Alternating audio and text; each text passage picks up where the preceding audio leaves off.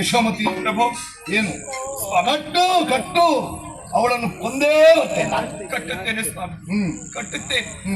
ಆದರೆ ನಿಮ್ಮ ಕರೆಗಳಿಗಲ್ಲ, ಮತ್ತೆ ಆ ಶ್ರೀದೇವಿಯ ಕರೆಗಳಿಗೆ ರಕ್ಷಾ ಕಂಕಣವನ್ನೇ ನಾ ಕಟ್ಟುತ್ತೇನೆ ಸ್ವಾಮಿ. ಯಶೋಮತಿ ಏನು ಸಾಮ್ರಾಟನ ಆಜ್ಞೆಯನ್ನು ಮೀರುವೆಯ? ಸಾಮ್ರಾಜ್ಯನ ಆಜ್ಞೆ ಸಾಮ್ರಾಜ್ಯಕ್ಕೆ ಅಗತ್ಯವಿಲ್ಲ ಸ್ವಾಮಿ, ನನಗೆ ನನ್ನ ಪತಿ ಅಗತ್ಯ. ಮಹಾಸತಿಯ ಪದವಿಯನ್ನು ಮರೆತೆಯ ಸ್ವಾಮಿ? ಮಹಾಸತಿಯ ಉದ್ದೇಶ ಒಂದೇ, ನನ್ನ ಪತಿದೇವರನ್ನು ಉಳಿಸಬೇಕೆಂಬುದೇ ಸ್ವಾಮಿ. ಹಾಗಾಗಿ ಹೋಗುತ್ತೇನೆ. ಬೇಡ. ಇಲ್ಲ ಸ್ವಾಮಿ, ಬೇಡ. ನೀವು ತಡೆದರು ನಾ ಸುಮ್ಮನೆ.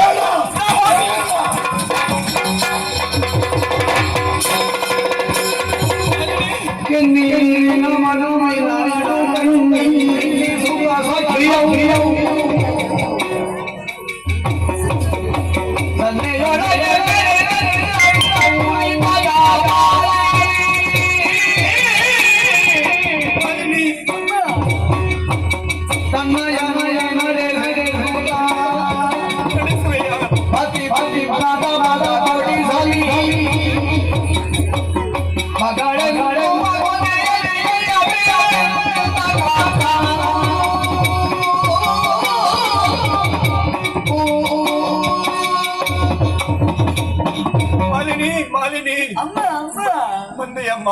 ಹೌದಮ್ಮ.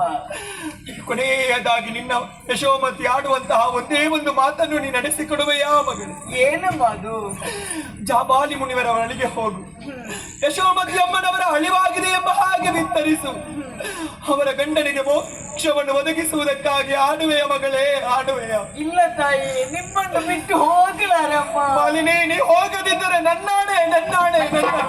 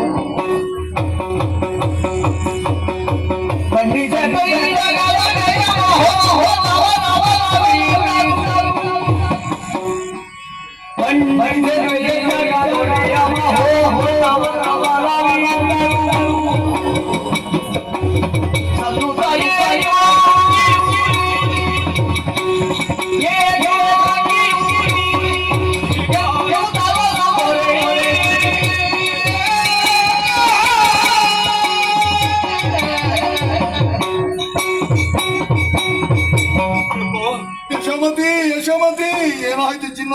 ನನ್ನಿಂದ ಸಾಧ್ಯ ಉಂಟು ಎಂಬ ಹಾಗೆ ಎಲ್ಲವನ್ನು ನೀವು ಕಳೆದುಕೊಂಡಿರಲ್ಲ ಪ್ರಭು. ಇನ್ನಾದರೂ ನನ್ನ ಮಾತನ್ನು ನಡೆಸಿಕೊಡಬಾರದೆ? ಏನು ಚಿನ್ನ ಹೇಳು? ಆ ಜಗದಂಬಿಕೆ ಶರಣಾಗಿ ಸ್ವಾಮಿ, ಶರಣ. ನನ್ನ ದೇಹದಲ್ಲಿ ಪ್ರಾಣ ಪಕ್ಷಿ ಇರುವವರೆಗೆ ಆಕೆಗೆ ಮಣಿಯಲಾರೆ. ಪ್ರಭು, ಈ ಹಠದಿಂದ ನೀವೇ ಎಲ್ಲವನ್ನು ಕಳೆದುಕೊಂಡಿರಿ. ಭುಜ ಬಲ ಕುಂದಿ ಹೋಯಿತು, ದೇಹ ಬಲ ಮುಗಿದು ಹೋಯಿತು, ಸೇನಾ ಬಲ ಇಲ್ಲದಾಯಿತು. ನಿನ್ನ ಸತೀತ್ವದ ಬಲವೊಂದಿದ್ರೆ ಸಾಕು. ದೈವ ಬಲವನ್ನು ನೀವು ಕಳೆದುಕೊಂಡಿರಿ. ನೀವೆಲ್ಲವನ್ನು ಕಳೆದುಕೊಂಡು ನನ್ನ ಅರುಣ ಏಕಾಂಗಿಯಾಗಿ ಹೋದ.